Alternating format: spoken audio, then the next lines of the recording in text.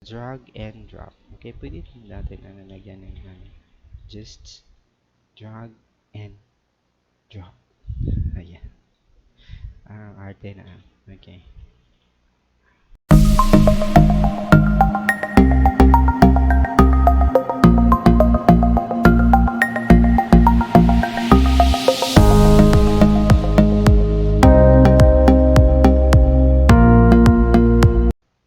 Oh, hi guys. Welcome to my channel. Again, this is Tutor Jacko at your service. Yay!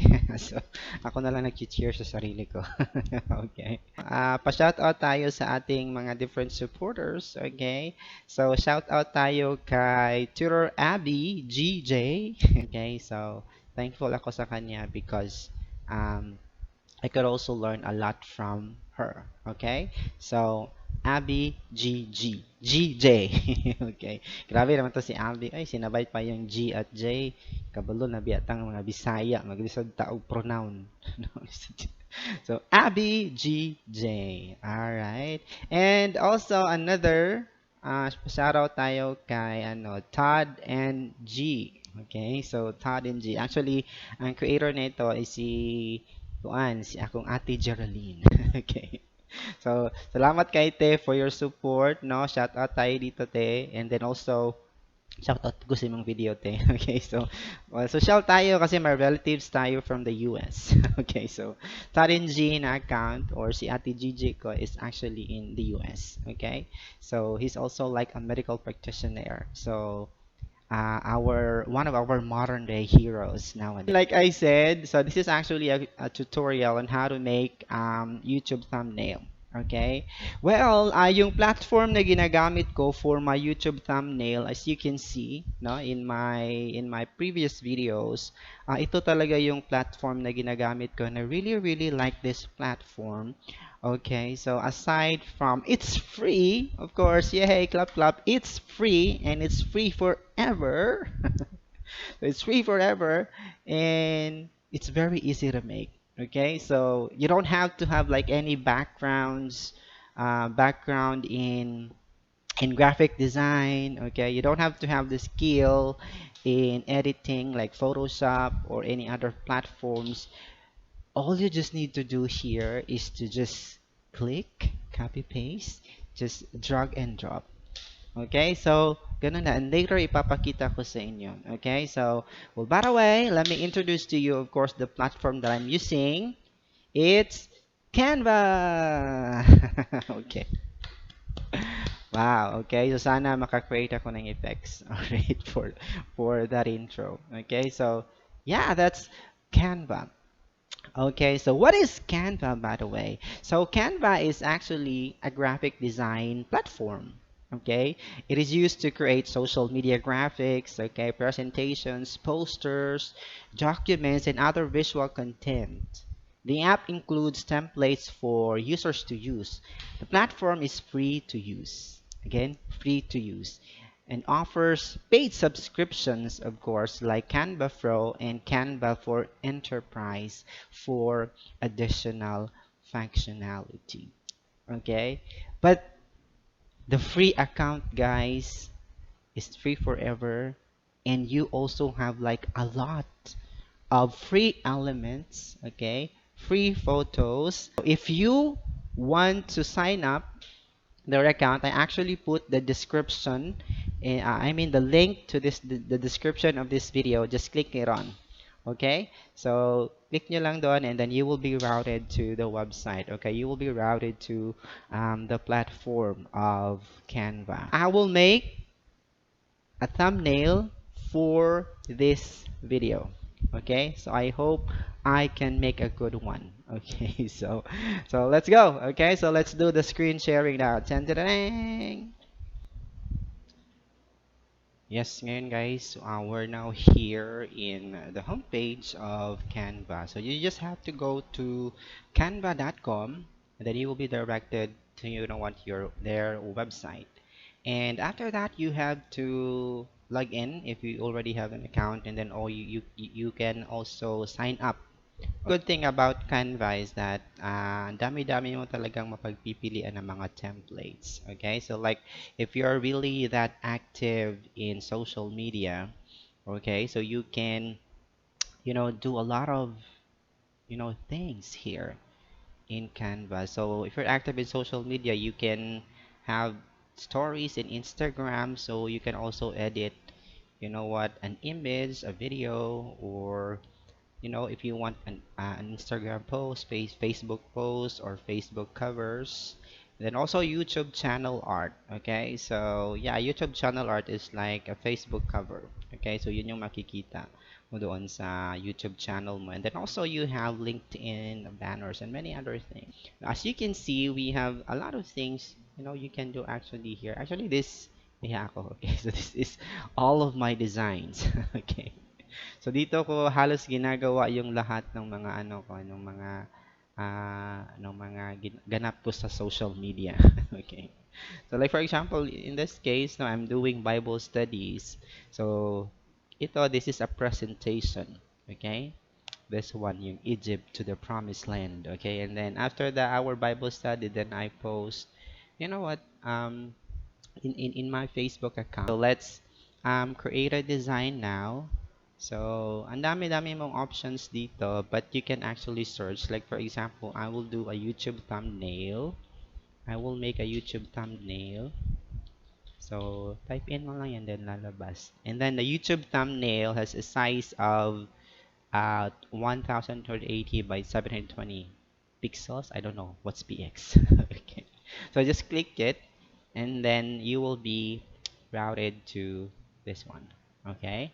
So of course, you can have it. You can have a name or a name for this project. Okay, like this is thumbnail. Okay, thumbnail. All right. So, yan. So, as you can see, blanco pa yan kasi wala pang mga different elements. Okay? So, first makikita mo on the left side dito, so we have a lot of templates that you can really choose from. Okay? So, ang dami-dami mong pwedeng templates na makukuha dito. So, kung makikita ninyo, if you will just hover your mouse in this, so makikita mo na this is free. Okay? So, this is a free template. Ganyan. Okay? So, like for example, if you will click it in, so makikita mo agad dyan. So, ito yung, actually, this is the template nung ginamit ko when I also, in my other channel. Okay? So, ganun na siya kadali, guys. Just drag and drop. Drag and drop. Okay, so how to stay healthy? So this is something for exercise or something. So you just have to edit it in. Okay, here. So like for example, um, how to make awesome. Okay, awesome thumbnail. So ganyan lang. Or you can adjust also the font size. I'm sorry, that's 50. Okay, so yeah, so that's how easy. I'm not gonna use a template. I'm gonna use my own thing. Okay, so gagawa ako ng mga different elements. Okay, so kuha ako ng mga elements dito. So, yung una ko ginagawa, especially if I'm making a thumbnail, pumupunta talaga ako doon sa background. Background muna, yung aking inuuna. So, actually, you can make a lot of background. Like for example, if you want to have nature, okay? So type mo lang yan dyan, nature, and then lalabas na yan dyan. Okay, para mas attractive yung ano mo, yung iyong thumbnail. Okay. Yeah, if you will choose this one, actually this is free. Okay, makikita mo naman dito if this is free or not because mayroong lalabas yan na pro. Okay, so kita nyo guys, so marami kayong magagamit ng mga na background which is free na siya talaga. Okay, so for now I'm gonna use this one. I think I like it. So background. And then after that, kumukuha na ako ng mga different elements dito. Again, this is just click, drag, drag, and drop. Okay. So, daming mga elements ito. Like, for example, if you want to use shapes or lines. Okay. And then, ako pinipili ko muna yung, yung elements na mga frames. Mayroong different frames dito. Ito. So, you can see different frames. Kasi, ito yung dito na dito mo pwede ilagay yung mga pictures mo na pwede mong gamitin. Okay, for your thumbnail. Um, I think ang dami ko na actually nagamit dito ng mga So, I think for now, ito yung muna yung gagamitin ko. Okay, so thumbnail. Kasi I like yung parang papel na punit-punit. Okay. So, ayan. And then, if you wanna use your pictures, actually you can upload, okay, anything of your pictures. So, ang dami ko ng mga naging uploads na-upload dito. So, I think I'm gonna use for the meantime, okay? So, ano ba yung mga pwede kong gamitin dito? Look at my face. So, ito na yung mga uploaded na mga photos ko. Ito na lang siguro. Again, just drag and drop, okay? Pak! Ganyan.